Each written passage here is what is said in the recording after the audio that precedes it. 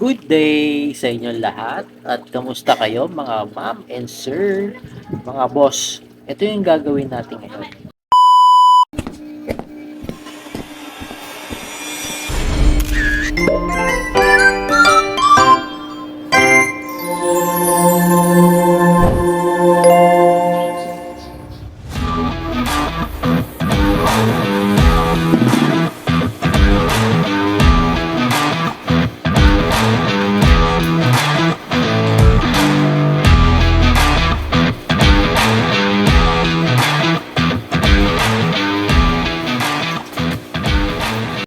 Dahil nga na-clean na natin ang ating 50 gallons, pwede na natin i-transfer ang ating mga isda dun sa na temporary na ilagay natin dun sa loob ng bahay. Bali, ito, yan, at nasa ano na to, 12 hours na siya naka-oxygen at naka-stack na dito. At ang ginawa naman natin dito, kumuha tayo ng tubig dito kasi hindi tayo pwede mag-stack ng hanggang dito full. Bakit? Kasi masyado mahaba yung preparation ng conditioning natin kung galing tayo sa Maynilad. So ang ginawa natin, kumuha tayo dito ng tubig. Ito namang 100G, may filtration yan. At syempre, water change na natin to nung isang araw ng 50%. So medyo malinis na siya at hindi ako nag-feed ng buong araw. Kumuha tayo ng ating tubig, transfer natin dito. Gumamit lang ako ng isang tubo na bridge para makuha natin agad ang ating tubig. So ngayon, ang gagawin natin dito, itong label natin, pupuno lang tayo dito ng at least mga 80%. Kasi 80%, dadagdagan naman natin ng Maynilad ng at least 20 to 30% sa ating tubig. Tapos, nilagyan natin ng oxygen. Yan, nilagyan natin ng oxygen kahapon. At syempre, nilagyan na rin natin ng mga guppy grass. Yung guppy grass naman ay galing yun sa may mollis natin. Yung mollis natin ay medyo parang lumot-lumot doon. Kung makikita nyo, maganda yung pagkakaano nyo, algae. So, may beneficial bacteria na rin siya. So, ito, medyo parang yellowish ang kulay niya kasi nga galing siya dito. So, okay na to, gusto na yan. Napagana natin to. Kasi nung start ko siya na transfer at nilagyan natin ng oxygen, mga hapon mga 4 o'clock. So, meaning, ilang hours yun, lahat-lahat. Kung nag-start tayo ng 4, 5, 6, 7, 8, 9, 10, 11, 12, 1, 2, 3, 4, 5, 6, 7, 8, 9, 10, 18 hours. So, goods na yan kasi mayroon naman din ng oxygen dito sa loob. At dito naman, meron na natin oxygen, tas konti lang yung level ng nilagay natin tubig. So, inanda sa loob, pwede na natin itong i-transfer.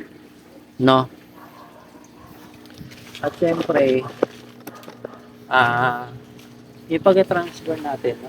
Ang bala ko kasi lagay dito muna ay yung maliliit natin para mag-grow, umangat pa siya at lumaki agad sila. At makain siya ng mga lumot or something na pwede niya makain dito sa ating 50 gallons. So, ang ginawa natin yung malalaki, yung bikiniwalay natin at nilagay natin dito sa ating tub na color black. Kasi gusto kong mapakulay sila at kumanda yung ano nila, color enhancement. Tapos, kung medyo okay na dito at lumaki-laki na ng konti ang ating maliliit. So, papalit ulit tayo ng tubig. At hindi pa rin na kasi ako tapos. Marami pa naman kasi akong gagawin. Tulad ng... At dito naman, kailangan din natin tong i-water change. So, kahapon ito, medyo nag-angatan dito yung mga lumot na nasa baba kasi sobrang init nga. Ngayon, yung ating mga gapi grass dito ay tinanggal ko muna. May naiwan pa pala dito konti. Dito ko muna sila nilagay sa isang lalagyan. Ginawa ko na medyo binabad ko at linisan ko rin siya para mawala yung mga ibang algae. Kasi dito, punong-puno na sila ng mga dumi dito sa baba. So, kailangan kasi natin i-separate yan eh. Pero bago ito, at saka ito naman gusto na to. Kung makita nyo is clear. Kasi tamang-tama yung temperature niya dito. Gawa ng hindi na masyado siyang naarawan. Ang gilang dito sa side. Hindi like nito, at saka doon, at saka dito, naarawan talaga siya. Ibig sabihin, mabilis siya maglumot. So ngayon, ito naman, medyo malalaki na rin to. Kailangan dito natin magkaling. At nakita ko dito, ang lalaki na nila, oh. Ang galing eh. Malaki na sila, eh, no? Malaki na sila. Hindi naman ganun kalakihan sila dito. Ay, karamihan. Pero, hindi pa natin nakal. Kailangan natin ikal to para ma-separate natin yung big sa small at saka yung hindi natin kailangan. So, pansinin nyo dito. Ayan ang mga mollies natin. Ang linaw ng tubig, no? Kasi ang mollies naman natin, kasi mayroon tong filter eh. May filter yan eh. Oh, filter oh. Woolpack yung, ay, dyan, oxygen yan oh. Meron tayong lotus plant.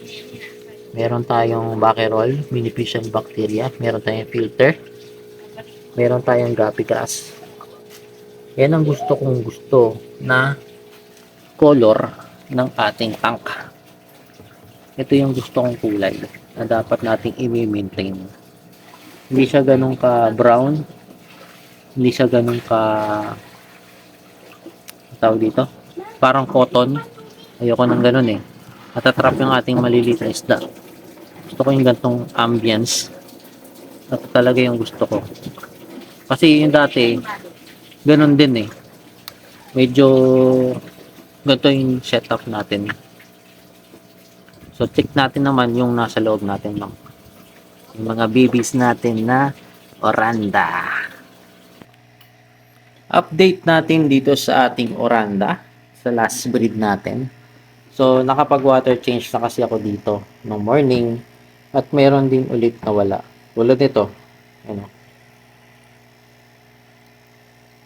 Yan. Yan nasa ibabang yan. Hindi na makagalaw. So, mababawasan na naman ulit sila. So, nayaan ko na. At tayaan na natin kung ano yung pwede mangyari dito. At dito naman sa ating maliliit. Sino nag-like color show? Tamo. Iba dito maliit. Galing doon sa black na tab. Nag-like color na siya. So, ito ay water change natin. Bago natin ilipat doon sa ating new tank. At ito rin. Water change din natin to. Kasi hindi pa natin na water change to. Ito kasi ito na water change na natin to.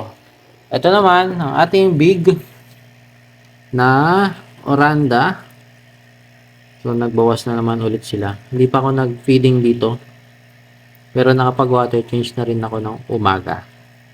So ayan, ililipat natin ang ating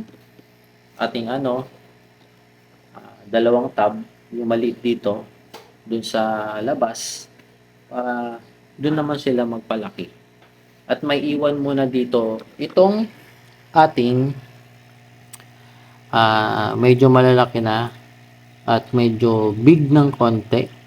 Gawin natin yung parang ano siya, maging dark color. At may naisip ako kung saan ko sila lalagay. Ganito rin tab, kaso ang bibili natin yung square type na ano, na tab na parang Durabox, at check natin para medyo malaki-laki naman ng konti para naman hindi sila masyadong crowded. So ganyan, kapag ganito medyo malalaki na, hindi na sila nagkakainan, lalo-lalo na kung pantay-pantay po sila. Hindi nila kayang kainin ng kapwa nila kapatid, kahit kahit ganyan kalalaki, kasi maliliit pa ng ano nila, yung mga mukha nila dyan. Hindi like kapag may naselect ka o ilagay ka doon na maliliit, kaya pa rin nilang kainin kahit maliliit. So kaya ginawa natin, sinelect natin itong maliit, tinanggal natin, at ito pinaghiwalay po natin. At lalong-lalo na to kung sinama mo siya dito, saka dito. Sigurado pwede nilang kainin 'yon. So, yun ang ating gagawin ngayon para sa araw na ito. At yung itong transferring na to, pagkatapos nito, isusunod naman natin yung isang 75 gallons na paglilinis. Kailangan ulit natin ikalin yun at tatanggalin natin yung mga maliliit, separate natin, at saka yung malalaki. Para naman mabilis sila mag-develop. May first batch tayong makikita dun sa ating mga tank na malalaki na. Parang grow out na natin yan. Kahit hindi sila ganun karami, okay lang. Meron pa rin naman tayong maalagaan at meron pa rin matitira. Ganun talaga. Hindi naman lahat yan mabubuhay kung nasa thousands yung na-release niyan. At mapipili mo pa rin yung maganda at hindi maganda. At hindi mo gusto. So, update ko na lang ulit kayo. Salamat sa panonood. At sa susunod na episode, sana nandiyan pa rin kayo at sumusuporta sa aking mga bidyong gagawin. Paano? Good day sa inyo lahat. Thank you very much. Peace out.